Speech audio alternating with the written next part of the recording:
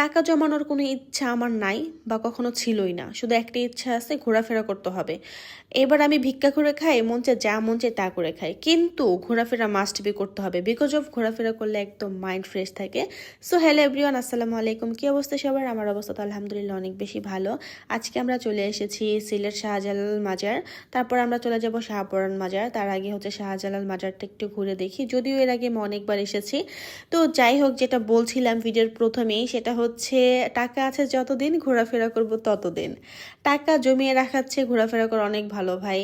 কারণ আজকে আছে কালকে তো নাও থাকতে পারি, তাই না? টাকা জমিয়ে রেখে কি আর হবে, তাই না বলেন তো? তার চেয়ে বরঞ্চ টাকা জমিয়ে না রেখে আমি হচ্ছে প্রকৃতি দেখব। এতে আমার মন আত্মা সব শান্তি পাবে। তো যাই হোক, আমরা এখন সিলেট মাজারে আছি, শাহজালাল মাজারে আছি। তো এখানে এই যে মাছ, তারপর হচ্ছে কবুতর, এগুলো যদি আমি আগেও দেখেছি, এবার আবারও দেখছি। তারপর আমরা চলে যাব শাহপরান মাজারে। তার আগে অবশ্যই অবশ্যই অবশ্যই আমাকে কফি খেতে হবে। তো একটা কফি শপ দেখে ওখানে দাঁড়িয়ে পড়েছিলাম, কফি নিয়েছি। কারণ কফি ছাড়া তো আমার লাইফ ইম্পসিবল, মানে আমি একদম চলতে পারি না কফি ছাড়া, এরকম একটা অবস্থা। কফি আমার অনেক বেশি প্রিয়। তো কফি খেতে খেতে আমি শাহপরান মাজারে চলে এসেছি। আর এইখানের এই বট গাছগুলো কেন জানি না আমার অনেক বেশি ভালো লাগে। মনে হয় অনেক পুরানো এই বট গাছগুলো, কারণ অনেক মোটা। মানে কি আর বলবো, লতা পাতা একদম ডাল সব কিছুই মনে হয় যে মানে খুবই সুন্দর। আর এত সুন্দর ছায়া দেয় এই গাছটা, যে এই গাছের নিচে আমি অনেকক্ষণ বসেছিলাম, ভালোই লেগেছে। তারপর সেখান থেকে বের হয়ে আমরা চলে যাচ্ছি কোথায় বলেন তো? সিলেট জাফলং চলে যাচ্ছি। আজকে হচ্ছে জাফলং ঘোরাফেরা করে তারপর আমরা ঢাকায় ব্যাক করব। যদিও সেই ভিডিওটা আমি করিনি, কারণ হচ্ছে রাতের বেলা রওনা দিয়েছিলাম, তখন আসলে ভিডিও করতে ভালো লাগছিল না। আর জাফলং যাওয়ার পথেই কিন্তু এই ঝর্ণাটা, এটা কিন্তু ইন্ডিয়ার একটা ঝর্ণা। আমি একদম জুম করে আপনাদেরকে দেখিয়েছি আর কি। তো এই যে দেখেন কত দূরে এই ঝর্ণাটা, আমি জুম করে একদম কাছে নিয়ে এসেছিলাম আপনাদেরকে দেখানোর জন্য। আর এই ঝর্ণাটা দেখি না আমার মনের মধ্যে কেমন একটা শান্তি শান্তি কাজ করতেছে। তারপর আমরা ফাইনালি হচ্ছে জাফলং এসে হচ্ছে একটা নৌকা ভাড়া করে নিয়েছি। এই নৌকা দিয়ে হচ্ছে আজকে আমরা ঘুরবো। তো সেখানেই যাচ্ছিলাম, কিন্তু এত পরিমাণ রোদ ছিল, এত পরিমাণ রোদ ছিল, এত পরিমাণ রোদ ছিল যেটা বলার মতো না। কিন্তু এই প্রকৃতি দেখে কিন্তু এই যে রোদে এত কষ্ট করেছে, সেই কষ্টটা কিন্তু ভুলে গিয়েছে, এরকম একটা বিষয়। কিন্তু অনেক পরিমাণ রোদ ছিল, মানে একদম ঝকঝকা রোদ যেটাকে বলে না, যে একদম ঝকঝকা রোদ মাথার মধ্যে লাগে, এরকম একটা রোদ ছিল।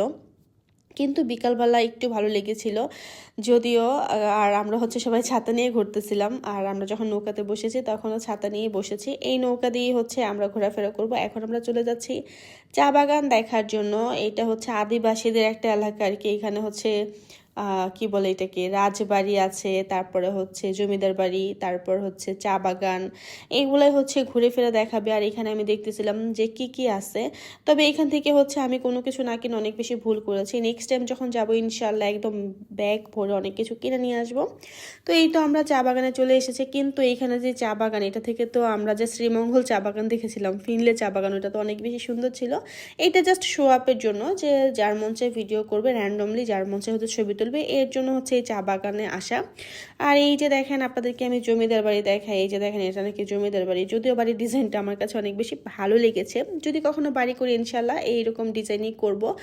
আর হচ্ছে এই তো আমরা চলে এসেছি এখন মায়াবী ঝর্ণার কাছে। তার আগেই হচ্ছে যাওয়ার পথে দেখলাম যে এখানে অনেক কিছু বিক্রি করতেছে।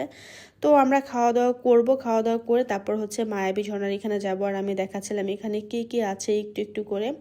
তো এই যে এখানে মাছ, তারপর হচ্ছে পাহাড়ি মুরগি, হাঁস সব কিছুই আছে, ভর্তা টর্তা সব কিছুই আছে। তো আমরা হচ্ছে পাহাড়ি মুরগি নিয়েছিলাম আর হচ্ছে ভর্তা টর্তা নিয়েছিলাম, ভালো লেগেছে খেতে। আর ফাইনালি হচ্ছে মায়াবী ঝর্ণায় চলে এসেছি। এত উপরে ওঠা তো আমার পক্ষে সম্ভব না। তো আমি নিচে বসে বসে দেখতেছিলাম আর হচ্ছে ভিডিও করতেছিলাম। কি আর করবো, এত উপরে আমি কিভাবে উঠবো? যদিও আমার খুব ইচ্ছা করতেছিল যে উঠে একটু ঝর্ণার নিচে দাঁড়াই, কিন্তু এটা তো পসিবল না। সো আমি এখানে বসে বসে পানিতে পায়ে ভিজাচ্ছিলাম, কারণ কিচ্ছু করার নাই, যেহেতু আমি মেয়ে, এত উপরে তারা মরতে পারবো না, তাই না? আর এই পানিটাও হচ্ছে এত পরিমাণ ঠান্ডা ছিল যে একদম কলিজা শান্ত হয়ে গেছিলো, এরকম একটা বিষয়, যেহেতু অনেক বেশি রোদ ছিল।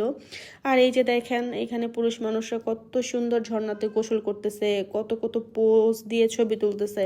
আর না আমি একটা ছবি তুলতে পারলাম, না একটু ঝর্ণাতে ভিজতে পারলাম। যাক, ফাইনালি হচ্ছে বিকাল হয়ে গেছে। এখন ভাবলাম যে এখন একটু নৌকা দিয়ে ঘোরাফেরা করা যাক, কারণ এত পরিমাণ রোদ ছিল, ছাতা দিয়ে তো কিছুই দেখতেছিলাম না চোখে। তারপর আমি চলে এসেছি জাফলনের ঐতিহ্যবাহী সেই কালো পাথরের এখানে। আর এই তো ঝুলন্ত সেতুটাও দেখা যাচ্ছে। কোনো একদিন হচ্ছে আমি ইন্ডিয়াতে চলে যাব এবং সেই ভিডিওগুলো অবশ্যই শেয়ার করবো ইনশাল্লাহ যদি আল্লাহ চায় তাহলে অনেক জায়গায় যাব এবং আপনাদের সঙ্গেও শেয়ার করব। এই তো আমি কাছ থেকে হচ্ছে কালো পাথরটা আপনাদেরকে একটু দেখিয়ে দিলাম। তারপর আমি আবার একটু পাথরে হাঁটার চেষ্টা করতেছিলাম। আর পাথরে হাঁটা তো অনেক বেশি কষ্ট, সেটা আমি আগের ভিডিওতে বলেছি, অনেক বেশি কষ্ট পাথরে হাঁটা। আমি একবার এদিকে পড়ে যাই তো একবার ওদিকে পড়ে যাই। সো আমার আজকের ভিডিওটা এই পর্যন্ত, দেখাবে নতুন ভিডিওতে। সেই পর্যন্ত ভালো থাকবেন, সুস্থ থাকবেন। আল্লাহ হাফেজ, আসসালামু আলাইকুম।